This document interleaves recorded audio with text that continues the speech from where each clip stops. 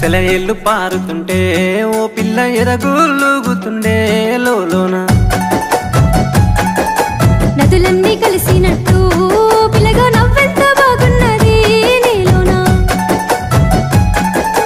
గాజుల సప్పులు గలుగల్లు మోగంగా గజ్జెల పట్టీలు గంతేసి ఆడంగా వరిగడ్డి మోపు ఎత్తి ఓ పిల్ల వయ్యారి నడుము పవి